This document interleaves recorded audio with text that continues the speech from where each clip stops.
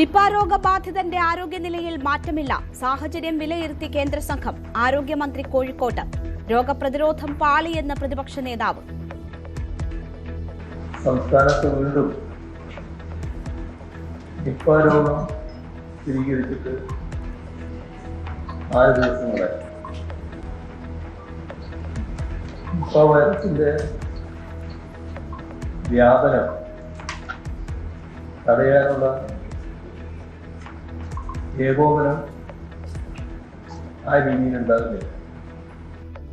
Shigella ജാഗ്രതയിൽ സംസ്ഥാനം.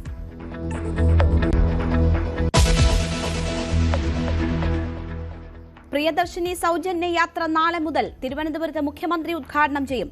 Ordinary ബസ്സുകളിൽ പ്രിയദർശിനി സ്റ്റിക്കറുകൾ പതിച്ചു. പദ്ധതിയെ സ്വാഗതം ചെയ്ത് വനിതാ യാത്രക്കാർ. നമ്മളെ മുഖ്യമന്ത്രി ഇങ്ങനെ ഒരു കാര്യം പെട്ടെന്ന് നടപ്പാക്കിയത് ഏറ്റവും നല്ല കാര്യമാണ്. പെൺപിള്ളേർക്കും എല്ലാവർക്കും പോകാനായിട്ട് നല്ലൊരു സൗകര്യം.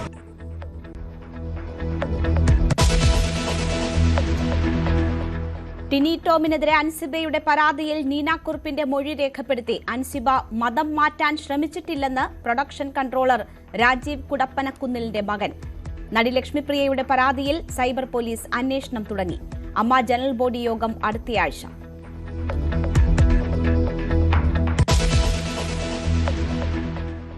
മമതാ ബാനർജിക്ക് വീണ്ടും തിരിച്ചടി. 2 എംപിമാർ കൂടി വിമതർക്കൊപ്പം. TMC തങ്ങളാണെന്ന് അവകാശപ്പെട്ട് ലോക്സഭാ സ്പീക്കർക്ക് നാളെ കത്ത് നൽകും. പാർട്ടിയിൽ അഴിച്ചുപണി നടത്തി മമത.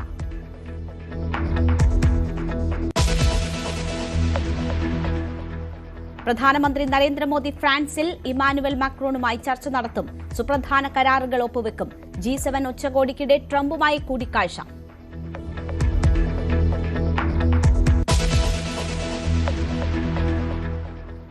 ഇറാൻ സമാധാന കരാറിൽ ഇന്ന് ഒപ്പുവെക്കുമെന്ന് ട്രംപ്. ധാരണ ഒപ്പിട്ടാൽ ഉടൻ ഹോർമുസ് തുറക്കും. കരാറിനെതിരെ ഇറാനിൽ പ്രതിഷേധം. സമയം തീരുമാനിച്ചിട്ടില്ലെന്ന് ഇറാൻ വിദേശകാര്യ മന്ത്രാലയം.